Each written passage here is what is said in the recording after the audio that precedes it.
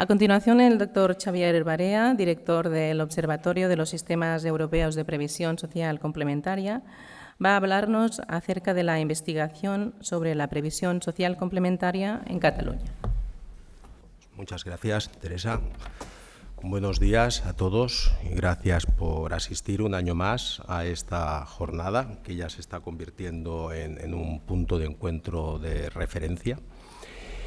Y para mí, pues hoy es un honor el poder hablar y comentaros los principales resultados que hemos obtenido de la investigación más reciente que hemos llevado a cabo este año, que tiene que ver, pues que ha dado como resultado esto que tenemos aquí, que os presento, que es el libro blanco de la previsión social complementaria en Cataluña, que pues vio la luz hace unos meses y ahora estamos en pleno proceso de presentación del mismo, y sobre el cual, una vez redactado, pues todavía nos queda trabajo por hacer. Pero hoy tengo 15 minutos y lo que voy a hacer es explicaros los principales datos que pueden servir para configurar el marco y para tener clara la idea de cuál es el entorno y cuál es la percepción y cuál es el nivel de conocimiento de los agentes implicados al final en el desarrollo del segundo pilar en particular y de la previsión social complementaria en general.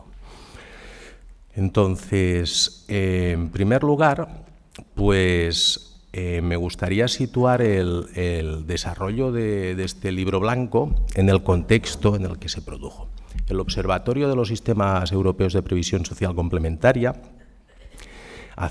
tiene 3 años y medio aproximadamente, y desde el principio tuvimos una vocación de ser un elemento dinamizador. No somos protagonista, pero sí que podemos ser catalizador del desarrollo de lo que nos ocupa, que es la previsión social complementaria. Y aquí teníamos un doble reto. Por un lado, tenemos la vocación de contemplar el modelo de todos los países europeos, pero no queríamos que eso nos alejara tampoco del entorno próximo. Y por lo tanto, siempre hemos tenido como lema el actuar de lo local a lo global y al revés, de lo global a lo local. En este sentido, pues en noviembre del 2021, el Consell de Relacions Laborals de Cataluña, dentro de la Comisión de Negociación Colectiva de su Consejo, pues formalizó un acuerdo mediante el cual se pretendía profundizar en la previsión social complementaria mediante la creación de un grupo de trabajo y contando con el observatorio como parte de este equipo. Y ese pistoletazo de salida pues concluyó en agosto, cuando el Departament d'Empresa i Treball de la Generalitat de Cataluña firmaron un convenio que nos encargaba la elaboración de este libro blanco. El libro blanco ha tenido 3 fases, una que era la recopilación de información mediante la consulta a expertos y agentes implicados, que lo hemos llevado a cabo mediante 3 herramientas de investigación que ahora os explicaré. La segunda fase era analizar esta información y, por último, el realizar un catálogo de propuestas que tuvieran como objetivo el promocionar y desarrollar la previsión social complementaria, principalmente en el segundo pilar. Respecto a las herramientas de investigación, pues hemos utilizado 3 y cada una de ellas pues con un objetivo diferente. Por un lado, hemos utilizado unas encuestas analíticas para conocer el nivel de conocimiento y de interés sobre los agentes involucrados en el desarrollo de la previsión social complementaria de empleo, y las hemos dirigido al colectivo de personas trabajadoras, al empresariado y a las direcciones de recursos humanos de Cataluña.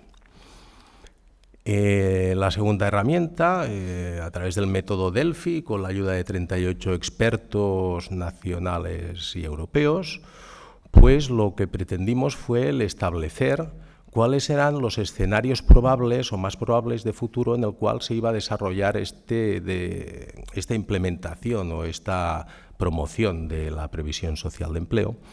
Y por último, teniendo en cuenta que este desarrollo se ha de hacer a través de unos determinados instrumentos, lo que hicimos fue un análisis DAFO de los instrumentos existentes, de los 6 instrumentos que ahora mismo tenemos para implementar la previsión social complementaria, también con la ayuda de los 38 expertos que os he comentado. Ahora lo que voy a hacer es explicaros las principales conclusiones que hemos sacado de estas encuestas analíticas.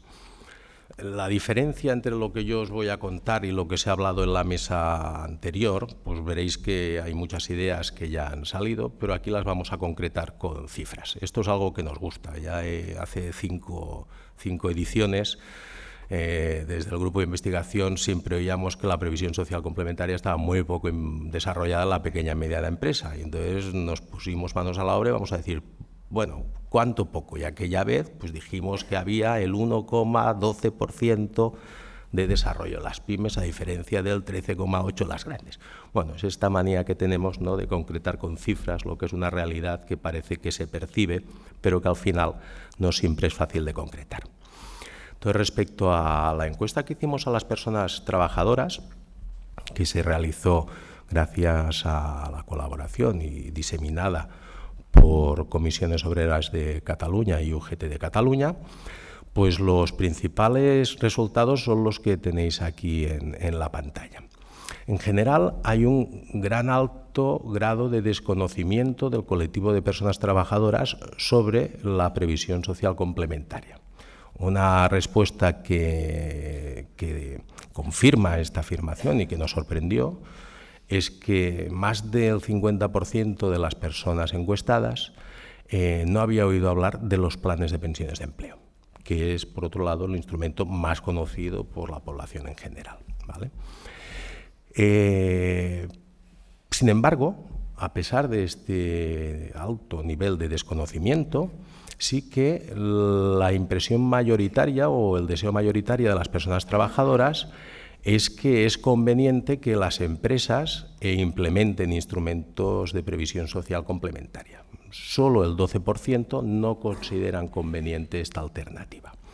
Y este grado de interés resulta casi fanático cuando se ven algunas otras respuestas, como por ejemplo que casi el 90%, el 88%, están a favor de que las empresas estén obligadas a incorporar instrumentos de previsión social de empleo. El 90% está de acuerdo, considera que la vía más adecuada y más fácil para el desarrollo de la previsión social empresarial es la implantación de estos instrumentos a través de los convenios colectivos de carácter sectorial. El 90% considera que los estímulos fiscales son un buen mecanismo para fomentar la previsión social complementaria de empleo. Quedaros con este dato porque es el único colectivo que incide como un factor a tener en cuenta la fiscalidad. Y luego, en contraposición con todo este proceso de devoción, ¿no?, que muestran los resultados de las encuestas, pues les preguntamos si al aceptar el puesto de trabajo se habían interesado por si la empresa tenía o no instrumentos de previsión social complementaria empresarial. Y resulta que solo el 20% hizo esta consulta y la tuvo en cuenta a la hora de decidir si se quedaba o no con el empleo. Entonces, en general, a este colectivo lo que demuestran los resultados es que hay que seguir incidiendo en fomentar el conocimiento de la previsión social y del modelo y de la previsión social complementaria en particular. Respecto a las encuestas del empresariado, que se diseminaron con la colaboración de PIMEC y de Foment del Treball, pues los resultados, más o menos hemos buscado datos comparables entre los colectivos. Esta encuesta tenía casi 30 preguntas en función de la ruta que siguieran, pero estos son los que hemos considerado más relevantes. Pues tienen más conocimiento el empresariado de los instrumentos, más de la mitad, en este caso, conocen los planes de pensiones, pero ninguno ha oído hablar de las EPSV del País Vasco y tampoco de las mutualidades de previsión social empresarial de Cataluña. En este sentido, también hay una mayoría del empresariado que considera conveniente que su empresa implemente instrumentos de previsión social complementaria, algo menor, pero solo el 31% está en contra de la implementación. Y aquí no tienen tan claro que el mecanismo para que esto se lleve a cabo sea el papel de los convenios colectivos, ¿vale? Están a partes iguales el empresariado entre que es la vía adecuada o que no. Así como los trabajadores estaban mayoritariamente a favor en que fuera obligada la implantación de instrumentos, en el empresariado sucede totalmente lo contrario. El 92% están en contra de que las empresas estén obligadas a instrumentalizar la previsión social.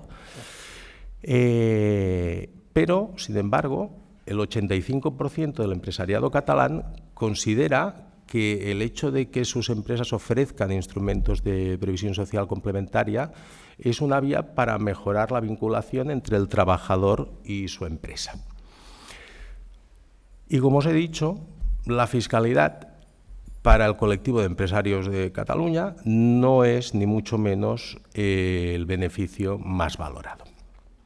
En este sentido, lo que se desprende del conjunto de la encuesta es que la previsión social complementaria no es un tema que esté dentro de las prioridades o de las máximas prioridades de los empresarios catalanes, y lo que sí que desprende es que se ha de seguir fomentando el conocimiento de la misma.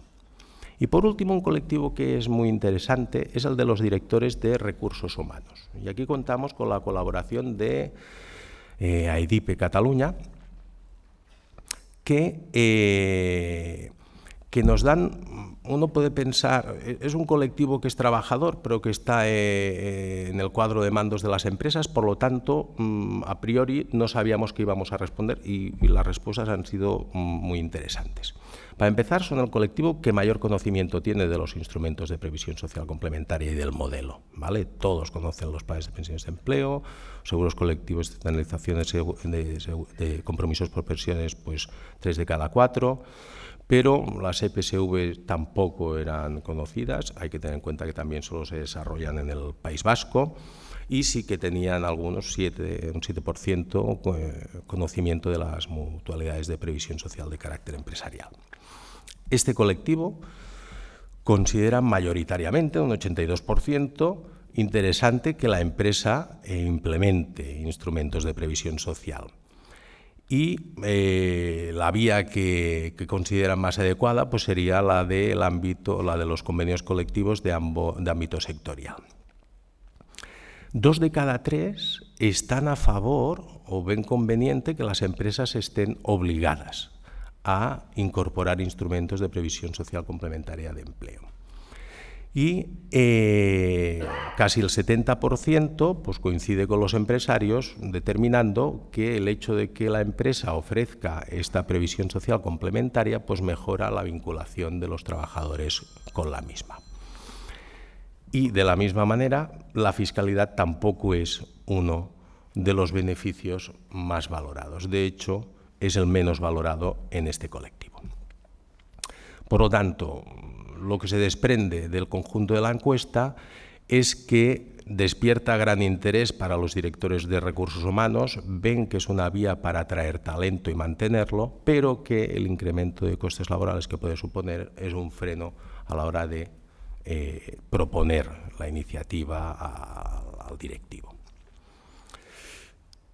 Y luego en las encuestas analíticas, y aquí he agrupado a los 3 colectivos porque hicimos un apartado de preguntas sobre los últimos cambios normativos que nos ha explicado Manuel y que se han producido en estos últimos años. Y aquí hicimos una pregunta sobre los límites de aportaciones que se introdujeron en los presupuestos generales del Estado del 2021 y luego, la siguiente transparencia que veremos a continuación, preguntamos sobre la Ley 12/2022 del impulso para los planes de pensiones de empleo. Respecto a los cambios de límites, que naturalmente han afectado de manera diferente al segundo que al tercer pilar. El tercer pilar ha limitado enormemente la capacidad de aportación y en el segundo la intención era incrementarlo. Pues fijaros que el 60% tanto de personas trabajadoras como de empresariado no había oído hablar de estos cambios. No así con los directores de recursos humanos, donde solo el 19% eran los que no habían oído hablar. El 81% sí que era consciente y conocedor de estos cambios en los límites de aportaciones. Esta pregunta, primero se les preguntaba pues, si conocían los límites y después, y ahora que ya sabes que han cambiado los límites, ¿crees que sería interesante implementar un plan de pensiones de empleo? Bueno, pues una vez conocida los cambios, el 72% de los trabajadores encontraba interesante que la empresa implementase un plan de pensiones de empleo. En cuanto al empresariado, no, ninguno consideró que ese cambio le tentara más a la hora de constituir un plan de pensiones de empleo. Y en cuanto a los directores de recursos humanos, pues solo el 12% les hacía cambiar a favor de sí constituirlo el hecho de que se hubieran modificado estos límites. Respecto a la ley para el impulso de los planes de pensiones de empleo, el desconocimiento era aún mayor. Es decir, el 78% de las personas trabajadoras, el 69% del empresariado y el 44% de los directores y directoras de recursos humanos no habían oído hablar de la aprobación de la ley 12/2022. Ahora, una vez leían en qué consistían los principales aspectos de la ley que estaban en la encuesta, pues 2 de cada 3 trabajadores encontrarían interesante que su empresa implementase un plan de pensiones de empleo simplificado. Este caso de éxito solo se da en este colectivo, porque luego entre empresariado y direcciones de recursos humanos, pues el 8% y el 6% respectivamente son los que sí que encontrarían interesante implementar este tipo de instrumento de previsión social. Respecto a las previsiones de los escenarios futuros, pues utilizamos el método Delphi con la colaboración de 38 expertos y aquí de lo que se trataba era de ver cuáles eran los escenarios más probables en los que se podía o en los que se tendría que llevar a cabo este desarrollo de la previsión social de segundo pilar. Entonces, en una primera fase, lo que hicimos fue seleccionar a los expertos. A continuación, se les enviaba el cuestionario, se recogían los datos y se hacía el tratamiento estadístico, diciendo la moda que había en cada respuesta, para volverles a enviar el cuestionario con la respuesta que habían dado y la media que salía. De manera que lo que intenta este método es dar unas proyecciones lo menos dispersas posibles, de manera que si el experto veía que se había ido mucho, podía mantenerse obviamente con su predicción, o podía decir, espera, voy a leerme otra vez la pregunta. No, es que creo que... Bueno, el cuestionario era de casi 30 preguntas, yo aquí hemos seleccionado 4 o 5, y teniendo en cuenta las distintas variables que finalmente se seleccionaron. Se trataba de tener en cuenta cómo iba a evolucionar la previsión social pública, puesto que al final las otras son las que la complementan, cuál iba a ser la evolución de los instrumentos de previsión social complementaria, cómo iba a verse afectada en el futuro la normativa que lo regula, y luego las otras 2 variables eran ver el ahorro en productos de previsión social, su evolución, y cuáles eran las actitudes frente al mutualismo. Bien, pues vamos a pasar a las preguntas y respecto a la evolución de la previsión social pública, les preguntábamos cuál iba a ser la tendencia en los próximos 5 años, si iba a incrementarse por encima, por debajo o si iba a mantener al ritmo de la inflación. y mayoritariamente los expertos consideraron que iba a mantenerse el ritmo de gasto o a incrementarse como la inflación, ¿vale? Solo el 20% consideraban que el incremento sería inferior a la inflación. Respecto a la otra variable, el gasto en previsión social complementaria por habitante y año, durante los próximos 5 años, ¿qué pensaban que iba a suceder los expertos? Pues en los próximos 5 años coincidían en que iba a crecer el gasto en la previsión complementaria, social complementaria de empleo, pero iba a disminuir el gasto en la previsión social complementaria de tercer pilar, individual.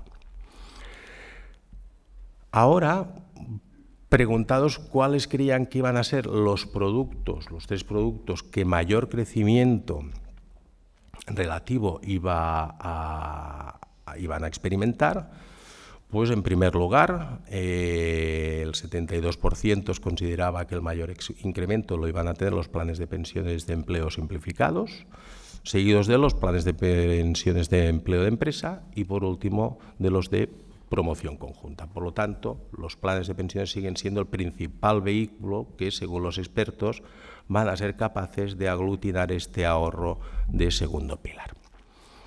Una pregunta muy interesante era preguntarles por los principales obstáculos del desarrollo de los instrumentos de previsión social.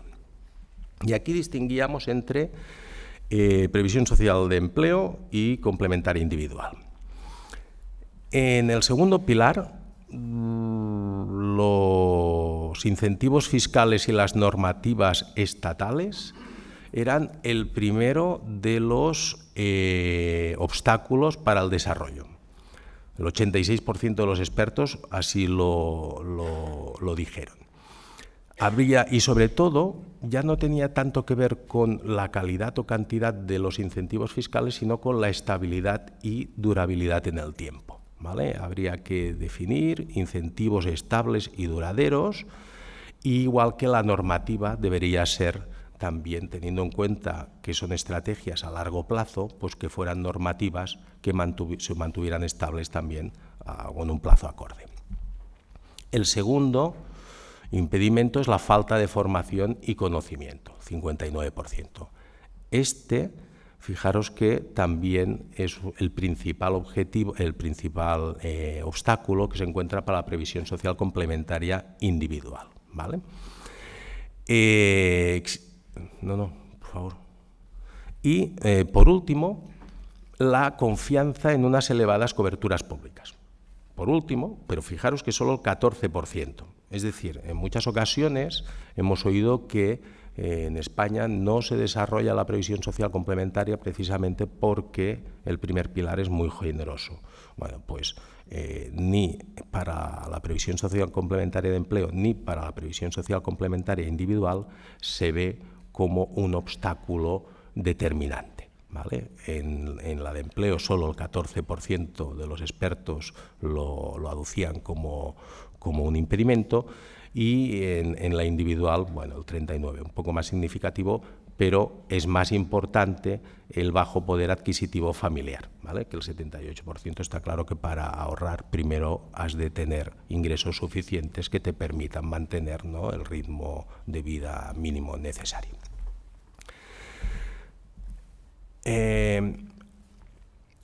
¿Cómo cree usted que evolucionará la actitud frente al desarrollo de la previsión social complementaria en los próximos años? Pues en general los expertos consideran que el desarrollo va a ser favorable, más favorable que en la actualidad para todos los colectivos, es decir, la ciudadanía en general, los sindicatos, la Generalitat, la Administración Central, con la excepción del colectivo de empresarios, donde esta respuesta no es tan positiva.